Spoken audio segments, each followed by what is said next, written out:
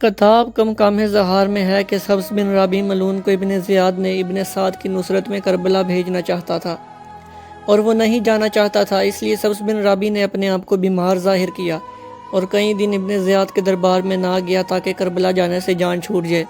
ابن زیاد کو جب حقیقت حال کا علم ہوا تو اس نے پیغام بھیجا کہ ان لوگوں میں سے نہ ہو جانا جن کے بارے میں خدا فرماتا ہے، اور یہاں ابن زیاد نے سورہ بقرہ کی آیت پڑھی، اور جب وہ مومنوں سے ملتے ہیں تو کہتے ہیں کہ ہم تمہارے ساتھ ہیں، اور جب اپنے شیطانوں سے حلوت کرتے ہیں تو کہتے ہیں کہ ہم تمہارے ساتھ ہیں، اگر تم مستقیم میری اطاعت پر ہے تو میرے پاس چلے آؤ۔ سبز رات کو ابن زیاد کے پاس آیا تاکہ اس کے چہرے کے رنگ کو صحیح طور پر تمیز نہ دے سکے۔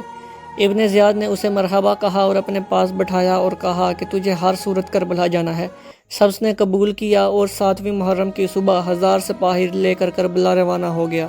پھر ابن زیاد نے ایک خط ابن سعد کے نام لکھا جس کا مضمون یہ تھا: حسین اور اس کے اصحاب کا پانی بند کرو اور ایک قطرہ بھی پانی نہ جانے پائے۔ جس طرح عثمان بن عفان کو پیاسا مارا گیا تھا اسی طرح پیاسا مارا جائے۔ یہ خط 7 محرم کو ابن سعد کے پاس پہنچا تو اس نے فوری طور پر عمر بن حجاج زبیدی کو بلایا اور اسے 500 نفر کا مسلح دستہ دے کر فرات کے کنارے پر پہرے دار بنا دیا اور اس کو حکم دیا کہ پانی کا ایک قطرہ بھی امام تک نہ جانے پائے۔ پھر حجاج بن اکبر کو بلا کر کہا 4000 کا لشکر لے جاؤ اور عمر بن حجاج زبیدی کی نصرت کرو۔ وہ 4000 کا لشکر لے کر نہر فرات کے کنارے پہنچ گیا اور لشکر نے پورے کنارے فرات پر ایسا قبضہ کیا کہ تل بھر جگہ نہ تھی۔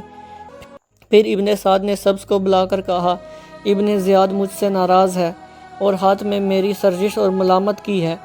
لہٰذا تہمت ختم کرنے اور نام و نشان کمانے کے لیے 3000 کا لشکر اور فرات کے کنارے کو ایسے محفوظ کرو کہ پانی کا قطرہ خیام اہل بیت میں نہ جانے پائے۔ سبز بن رابی 3000 صفاک خون ریز نوجوانوں کو لے گیا۔ وہ طبل بجاتے ہوئے نہر فرات پہنچے اور ہر طرف سے ایسا محفوظ کیا کہ پرندہ بھی وہاں سے پرواز نہ کر سکتا تھا۔ ان روایتوں کے مطابق کنارہ فرات پر پہرے دار 7500 نفر تھے اور اس ترتیب کے لحاظ سے 7ویں محرم سے امام حسین اور اہل بیت علیہ السلام پر پانی بند ہوا۔ یہ واضح ہے کہ پانی زندگی کا سرمایہ ہے اور بغیر پانی کے حیات ممکن نہیں، خصوصاً جب گرم موسم اور جلا دینے والی لو چل رہی ہو، اور پھر بے آب و گیا زمین میں، اور ایسے کارواں کے لیے جس میں عورتیں، بچے اور شیرخوار موجود ہوں، بغیر پانی کے زندہ رہنا کس قدر مشکل ہے۔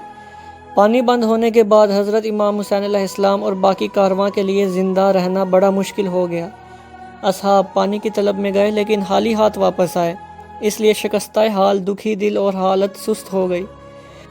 آہستہ آہستہ دن چڑھا تو ہوا بھی مزید گرم سے گرم تر ہوتی گئی، حتیٰ کہ جب زوال کا وقت ہوا اور سورج سر پر تھا تو گرمی کی انتہا ہو گئی۔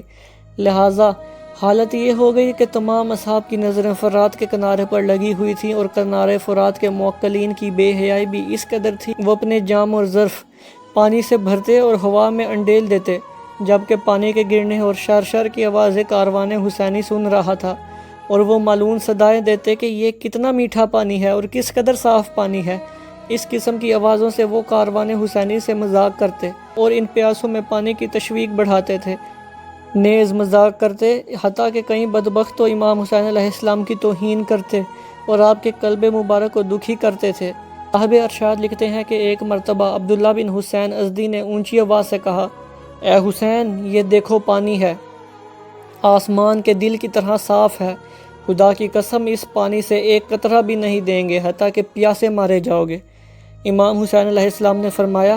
میرے اللہ اس کو پیاسا قتل کر دے اور اس کو کبھی معاف نہ کرنا۔ امام حسین کی یہ دعا قبول ہوئی،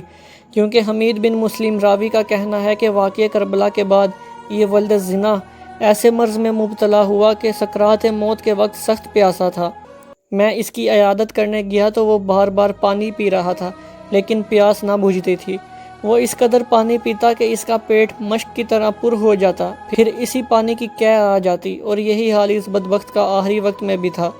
حتیٰ کہ اس کیفیت میں وہ فنار ہو گیا اور اسفل سافلین میں جا گرا۔